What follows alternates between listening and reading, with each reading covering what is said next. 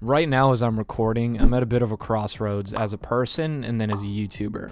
As a person, I just want to be very quick to the point, only take a few minutes and then get out. Me as a YouTuber is saying, no, go to 8 minutes, ad revenue, you need it. But man, I'm really not in the mood to do all that, so I guess we'll just get into it. Land of the Lustrous is a very, very weird manga. I'm just going to be straight up. It's about moon people who come and abduct, like, rock femboys who were all put together and then dressed up as basically little girls by this sick, twisted bastard they call Sensei. Not Sensei the YouTuber, Sensei, like, y'all know. Anyways, I did drop this manga almost near a year ago, and essentially the reason why was because the characters are extremely difficult to tell apart in the beginning. So the colored version that I read had like 30 chapters colored, and after that it was black and white, but by then I was able to distinguish the characters by their hair. Now, here are some few guarantees that I will give you in order to sell you on the story. The first thing is uniqueness. There is nothing like this manga at all.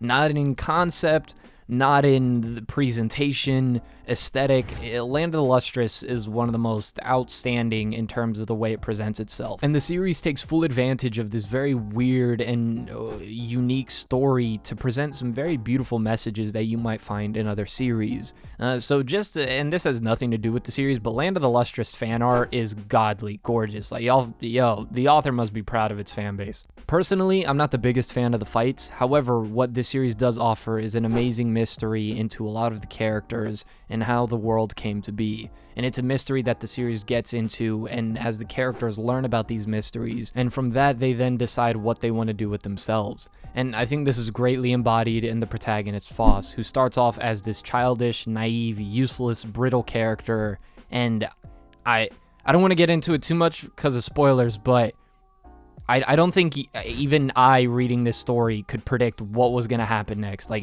it's really far out there, and Foss is genuinely a superb character. I don't think there are many characters that I've read that go through nearly as many changes as Foss does, and the series goes as far as to reflect those changes physically, and those physical changes are just an external manifestation of all of the internal changes that Foss is going to into creating what eventually will happen. Those are caught up. They'll know what I'm on about. Again, the story is very, very, very weird, and later on, as you start getting caught up with the series, it does some kind of questionable stuff where you're wondering how is it possible. But what this story offers in terms of its world and the mystery behind the world and its characters and how these characters grow, and the protagonist especially, is something that not many other series can offer. And to really bring these points home a little more, because I've given Foss a lot of praise, just the cast overall also has some really strong characters outside of Foss.